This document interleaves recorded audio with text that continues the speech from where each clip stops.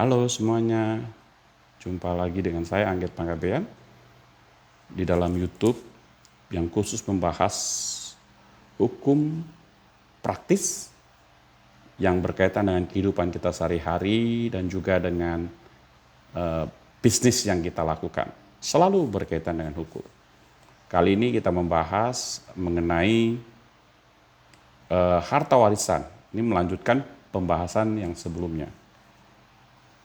Jikalau kita membahas atau ingin mengetahui dengan jelas terkait harta warisan di dalam hukum yang berlaku di Indonesia, maka harus kita pahami di dalam realita masyarakat kita yang begitu majemuk, begitu banyak, maka ada 3 sumber hukum yang masih dijadikan dasar mengatur bagaimana harta warisan tersebut dilakukan.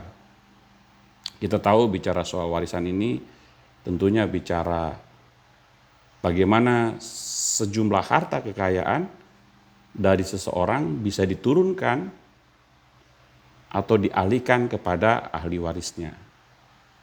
Ya, kita tahu bahwa undang-undang mengatur hal ini. Ya, ada 3 sumber hukum yang bisa kita jadikan acuan yang mengatur masyarakat di dalam melakukan harta warisan ini diturunkan. Pertama adalah hukum waris adat. Indonesia memiliki banyak suku-suku adat yang juga punya tradisi, punya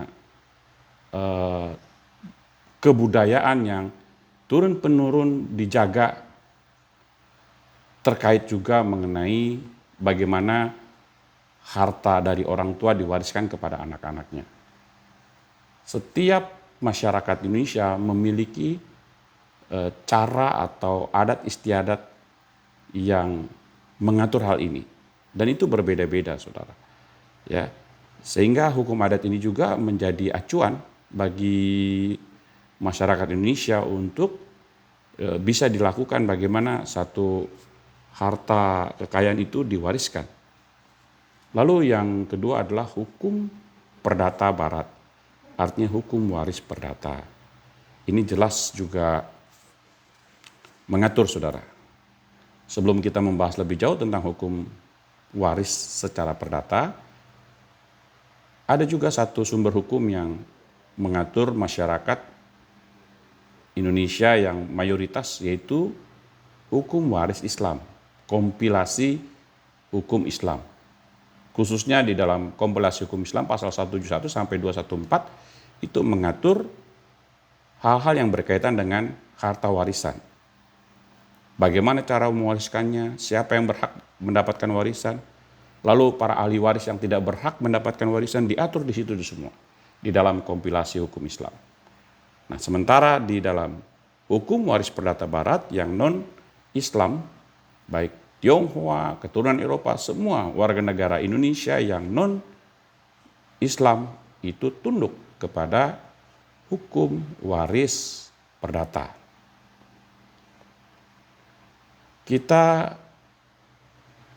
mengetahui bahwa di dalam hukum waris perdata ini ada 2 berkaitan dengan harta warisan.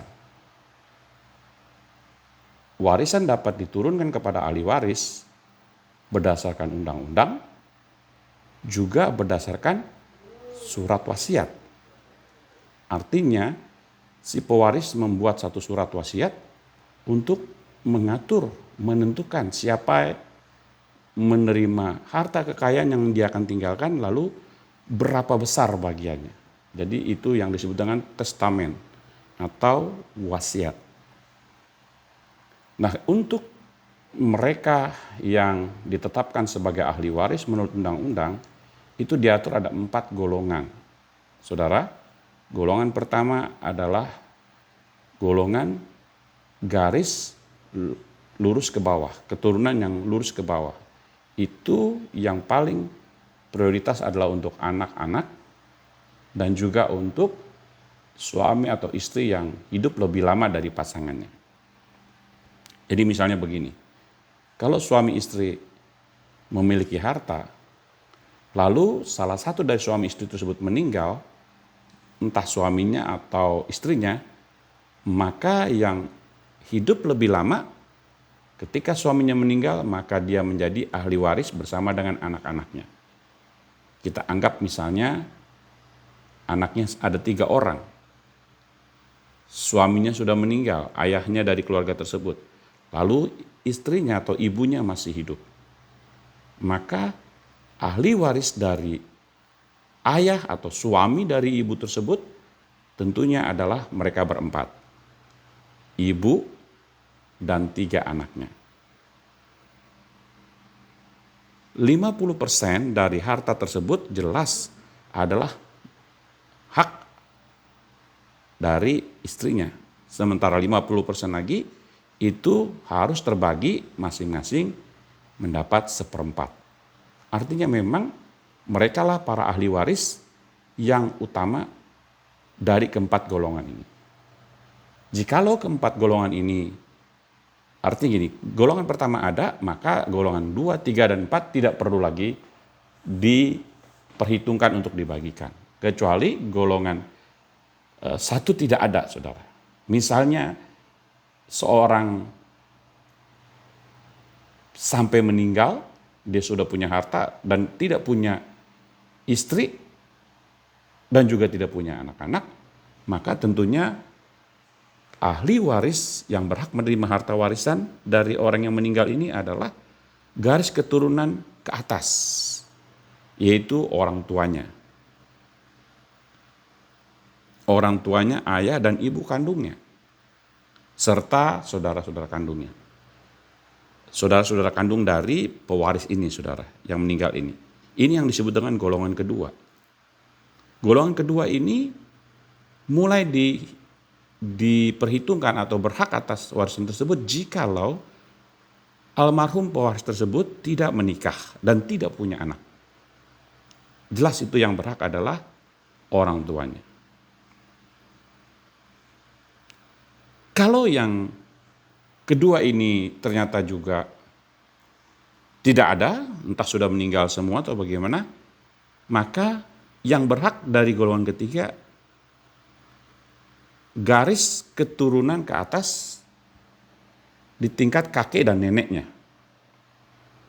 Baik kakek nenek dari ibu si almarhum pewaris atau kakek nenek dari ayah almarhum pewaris serta saudara kandungnya. Ini yang berhak kalau memang ternyata pewaris sampai meninggal, kedua orang tuanya sudah meninggal terlebih dahulu dan mereka tidak punya saudara kandung, maka yang berhak adalah kakek neneknya. Kalau yang ini juga tidak ada, yang keempat, maka dicari kerabat yang terdekat yang berhak atas harta warisan tersebut. Jadi di dalam hukum perdata ini jelas mengatur siapa ahli waris yang berhak sesuai dengan golongan masing-masing. Jikalau golongan 1 itu sudah ada, maka golongan 2, 3, dan 4 tidak berhak atas harta warisan tersebut. Kecuali golongan 1 tidak ada, golongan kedua demikian sebaliknya. Atau seterusnya, saudara. Ini kita harus pahami. Lalu selain ahli waris menurut undang-undang, 4 golongan tersebut, maka ada juga ahli waris yang berhak atas harta warisan dari almarhum pewaris berdasarkan surat wasiat yang dibuat oleh pewaris. Surat wasiat adalah surat yang dibuat oleh pewaris saat dia masih hidup. Sementara ahli waris dari 4 golongan tersebut itu menjadi ahli waris demi undang-undang ketika pewaris sudah meninggal dunia. Sementara surat wasiat adalah surat yang dibuat oleh pewaris pada saat masih hidup. Lalu surat wasiat tersebut dibuat di hadapan notaris dan disimpan oleh notaris. Dan surat wasiat ini dibuka pada saat pewaris sudah meninggal dunia.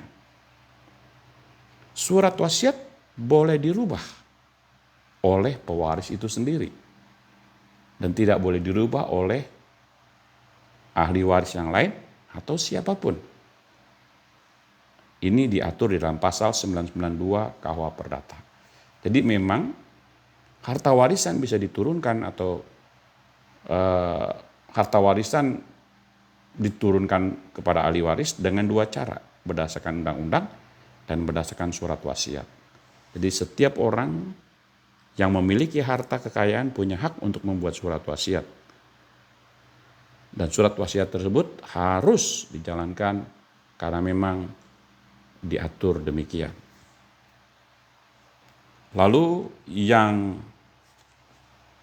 selama ini tidak dipahami adalah bagaimana ahli waris yang sebenarnya demi undang-undang berhak menerima warisan, tetapi ternyata mereka bisa batal atau bisa dibatalkan menjadi ahli waris. Ada banyak alasan, paling tidak ada 3 atau 4 alasan menurut undang-undang.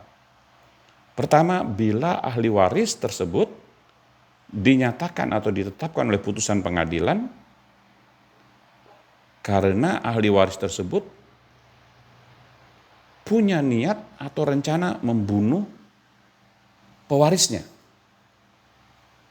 Misalnya seorang anak yang ternyata merencanakan pembunuhan kepada pewarisnya karena ingin cepat-cepat dapat harta warisannya.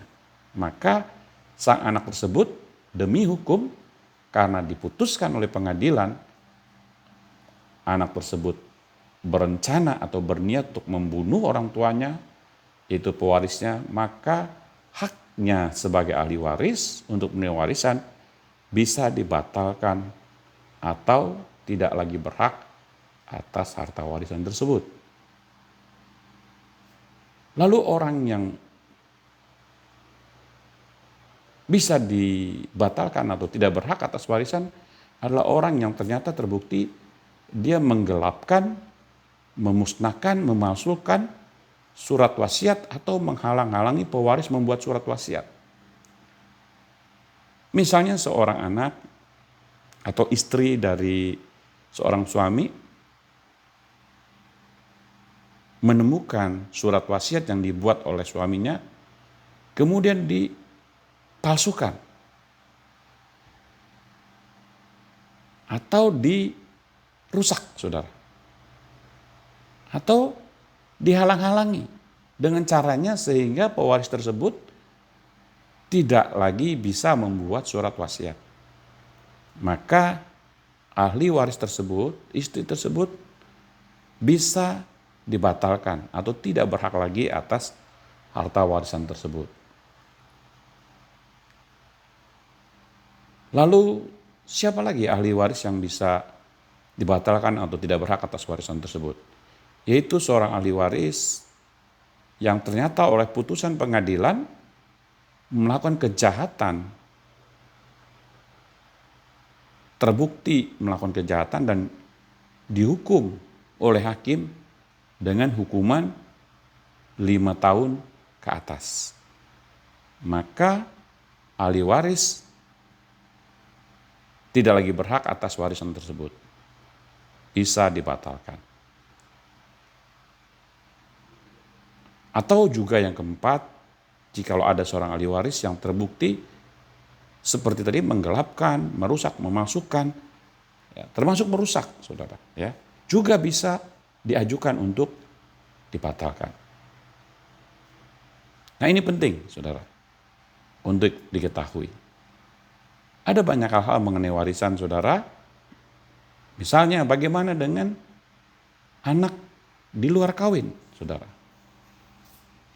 Baik hukum Islam dan hukum perdata barat juga mengatur bahwa anak yang dilahirkan di luar pernikahan itu hanya mempunyai hubungan perdata dengan ibunya atau keluarga ibunya.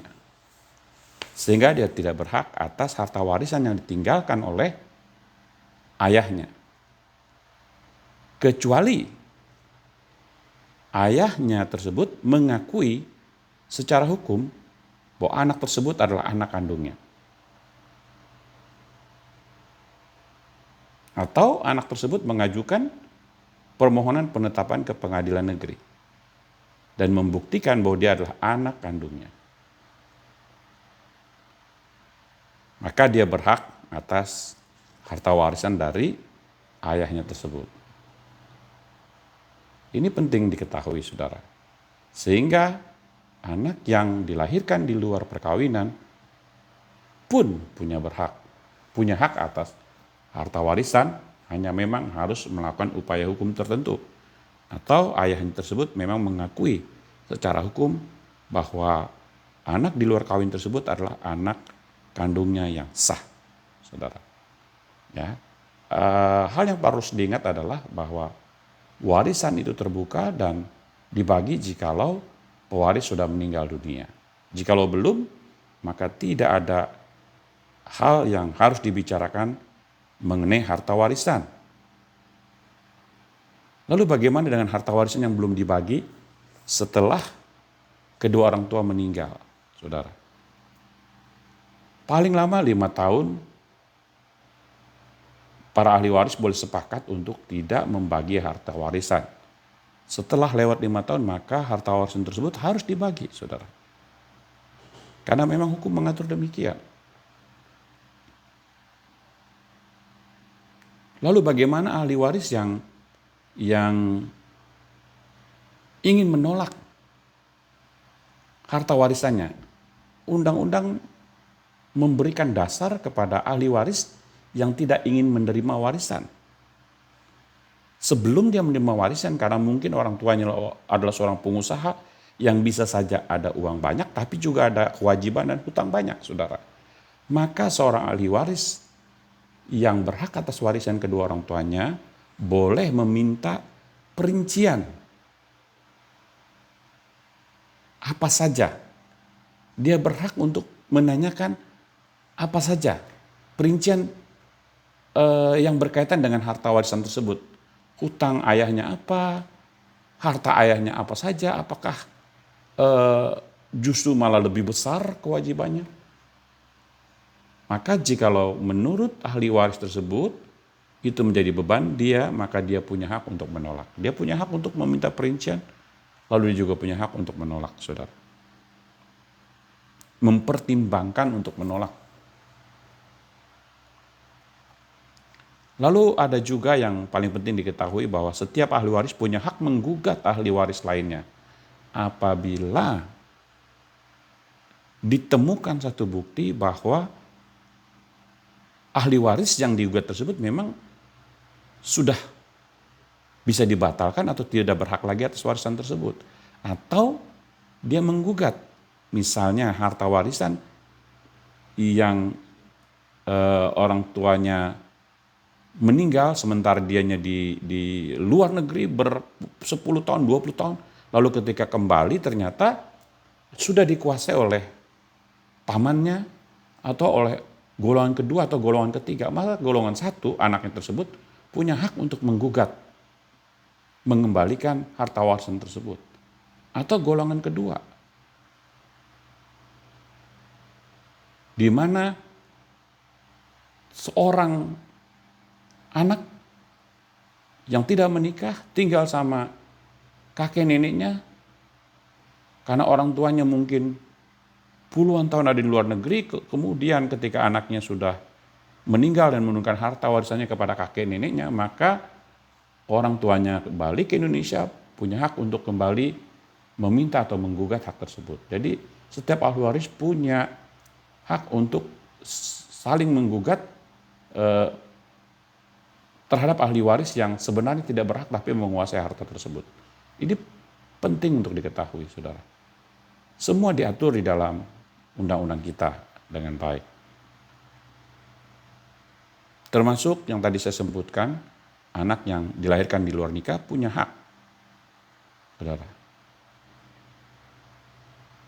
Oleh sebab itu harta kekayaan yang disebut di dalam pasal 35 Undang-Undang Perkawinan nomor 1 tahun 74 bahwa harta kekayaan sebagai harta bersama atau harta gonogini, maka ketika masuk ke dalam rumah nikah, harta tersebut menjadi harta warisan yang akan diwariskan kepada para ahli waris seperti yang saya sebutkan tadi.